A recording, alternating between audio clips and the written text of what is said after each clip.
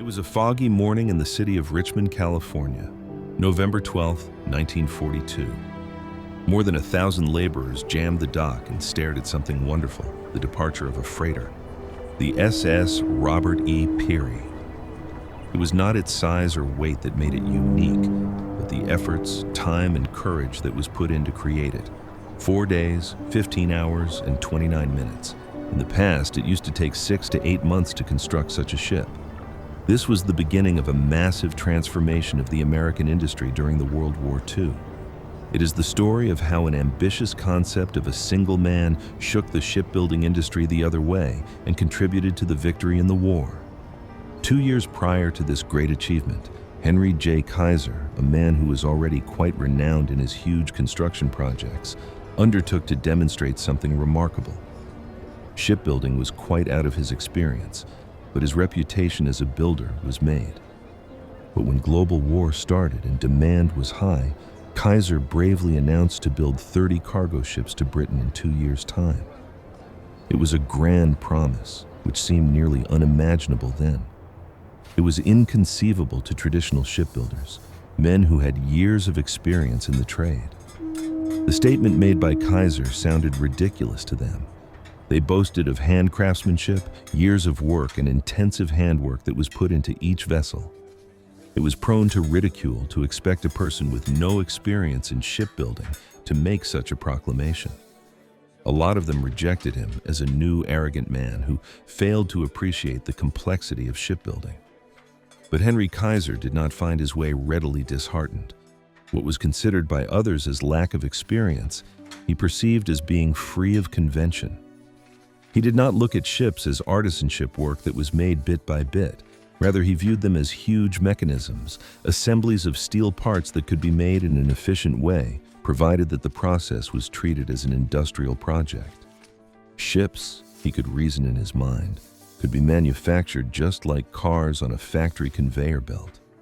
Such a revolutionary mindset would very soon change the scene in the whole shipbuilding industry. With the application of the principles of mass production, Kaiser would demonstrate that large ships could in fact be built more quickly and efficiently, breaking the centuries of shipbuilding tradition. This conception would transform all that. One day, when the chief engineer of Kaiser went to a Ford car factory, he was astonished with the way the assembly line was functioning. There, he could observe teams of workers construct automobiles in a highly synchronized flow where everybody did one simple and repeatable activity. The process was truly a revolutionary one in speed and productivity, demonstrating how complicated machines might be built by the division of labor and using a rigorous plan. The engineer was inspired by this process and would soon pose a daring question that would revolutionize shipbuilding. But the question was, what if giant ships could be built in a similar way? Conventional shipbuilding was then tedious as well as slow. It was also dependent on the process of riveting, which was a process that had to depend on highly skilled craftsmen to join metal plates to each other one joist at a time. Kaiser realized that this conventional method was not able to fulfill the needs of speed and volume during the times of war. His suggestion was to weld the steel plates or not to rivet them. Welding joined the two metals together with no intermediary, thus producing a more solid and lightweight connection, and also cutting down on the time, cost, and manpower of skilled labor. The question of welding on anything that enormous had not been attempted anywhere, although it had been applied on smaller structures. There was a lot of skepticism towards this new idea. Most industry players and Navy officers were of the view that the welding of huge areas of steel would deteriorate the structure or cause harmful cracks at sea. Others who were skeptical included Admiral Emory Land of the U.S. Maritime Commission, who was concerned about the vulnerability of welded ships to the rigorous service at sea. Regardless of these fears, Kaiser and his colleagues were insistent, claiming that the innovation was necessary at a time of crisis. Later on, with the intensity of the war, German U-boats were sinking Allied ships faster than they could be replaced by conventional means. The Allies were in a difficult situation due to a rising lack of cargo vessels and required a radical answer to maintain supply routes. Kaiser did not have a conventional plan which was approved out of this desperation. What was originally a dangerous experimentation quickly transformed the direction of industrial production, as it was shown that necessity could in fact make innovation on an unparalleled level. At the time, numerous specialists were very concerned that welding of such large amounts of steel was a risky and untested method. Conventional shipbuilding also depended on riveting, which was well known and deemed to be safe. But welding on such a massive scale was dangerous in terms of structure and safety. This skepticism was especially acute in the Navy, and whether these new ways could stand the violent elements of the sea or the exertion of war service was doubted. But there was nothing ambiguous about the state of affairs. Allied ships were being sunk by German submarines at a rate which could not be replaced by others, and endangered the critical supply lines in the war effort as a whole. As the crisis grew, the power of convention faded to the importance of innovation. Industrialist Henry Kaiser came forward with an unconventional new approach that would be fast and efficient, as it used welding instead of rivets. Despite this, the Allies realized that the offer by Kaiser was the only solution they had to the immediate problem of ship deficit. Consequently, his scheme was passed not because everybody believed that it would be effective, but because there was no option other than that. The shipyard of Kaiser in Richmond was not a typical traditional shipyard during that period. It did not look or work like a shop where they could do their craft very slow and meticulously, but a large car factory-like. It was a highly modernized and industrialized process. The large parts of steel were produced in small shops and brought on a rail to the general assembly location. There were soaring cranes that helped these parts to be placed fine with a high degree of accuracy, and the ships could be assembled bit by bit in a very organized and efficient way. This technique was an earth-shattering difference to the former shipbuilding techniques, which depended on attentive labor and slow construction. All at the shipyard of Kaiser was changed into a system of haste, coordination, and mechanized effort. The process was unconventional, and so was the workforce. Individuals of all social statuses, high and low, were employed there. Farmers gave up their land. Teachers looked to work new avenues. Housewives entered the factories in large numbers. A lot of these workers had no prior experience on shipbuilding, but Kaiser made that a non-issue with the approach he had. He worked out each worker to do one simple and specialized task so that the progress will be constant and delays are reduced. Through this division of labor, thousands of common Americans were converted into an industrial army with one purpose, that of constructing ships faster than ever needed in the nation. The outcomes were surprising. The first Liberty ship had taken 197 days to be finished, the second only 169 days, and within a short time, the construction period had been reduced to 128 days. Soon, the ships were coming out of the yard within 70 days long. What used to be viewed as the feat which seemed impossible has become a matter of course at the shipyard of Kaiser, and has shown that innovation, collaboration, and organization could transform what could be done in industries that were once viewed as restricted by their limits. Kaiser did not simply enhance the manner in which ships were constructed, but transformed the whole process. Unlike the traditional process where the shipyards used to spend time doing the job, he created a process where 2 or more teams would work on various sections of the ship at the same time. All the sections that the hull, the engines, and the cabins were allocated were additionally constructed at the same time. This system of parallel production was a radical break with the traditional approach of sequence, whereby the shipbuilders would exhaust certain multi-stage before proceeding to the next. After all the sections were prepared, Kaiser utilized the services of giant cranes to assemble the ship within one day. These sections would be assembled and put together with unbelievable precision, which would enable what previously took weeks and sometimes months to occur in hours.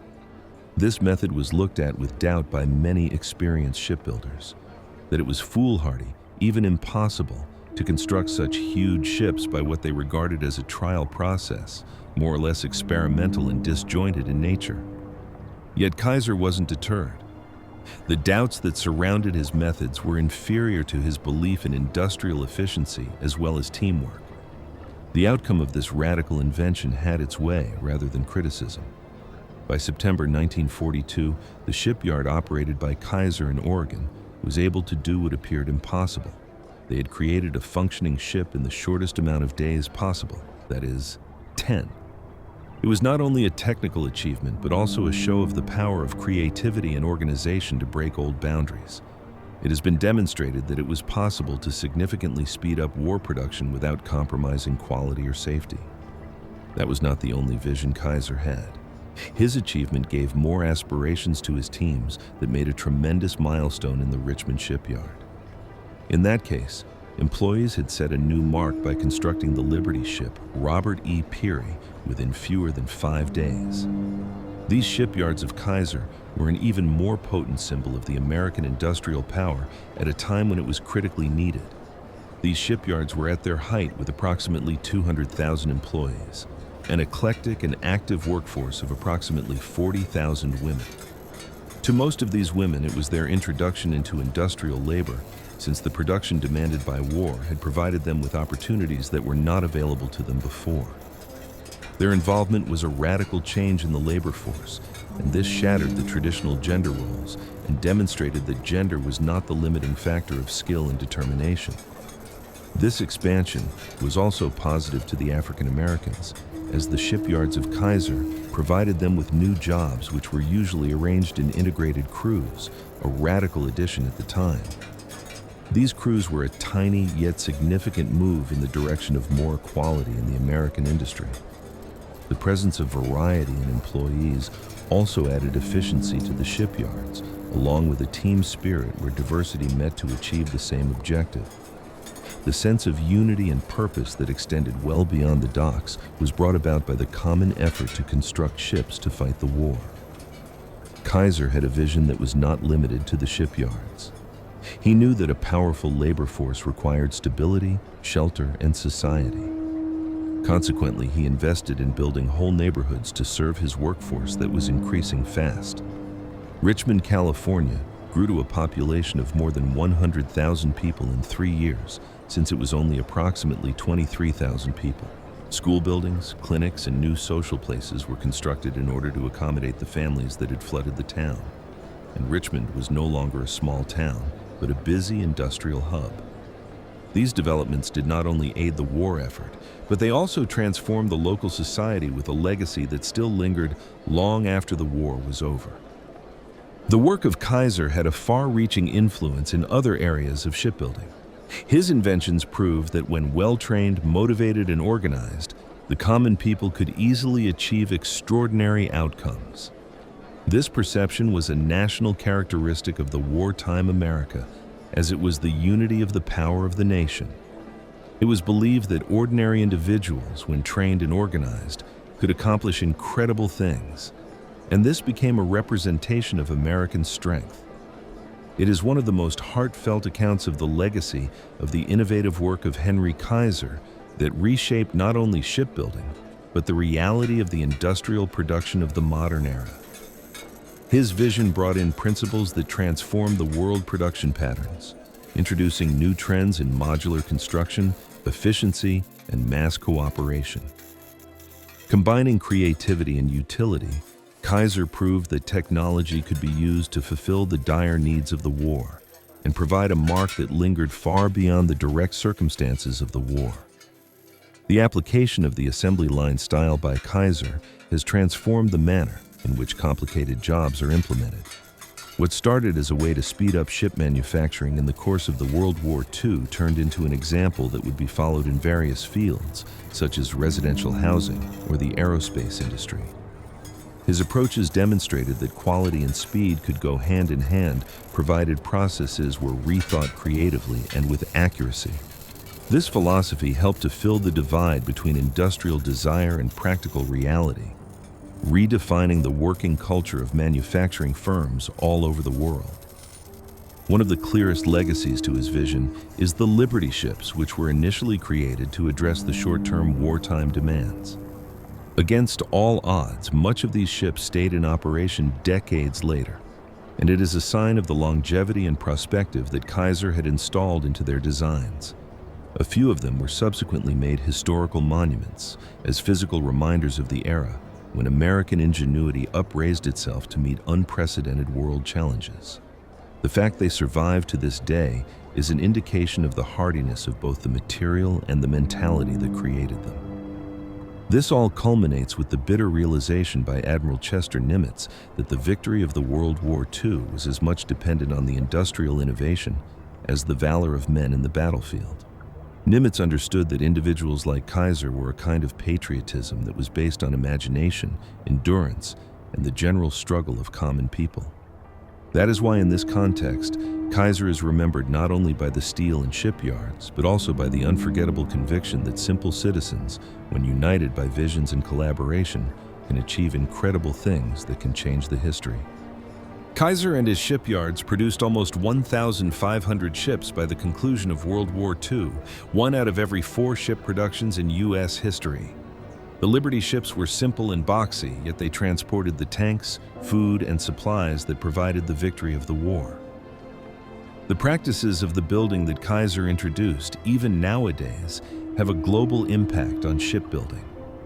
We remember the story of the record-breaker launch of Robert E. Peary, who once told us that even the impossible is possible when one has audacious ideas and a team of dedicated people to back them. If you learned something new from this video, consider subscribing to the channel and giving it a like. It really helps and means a lot.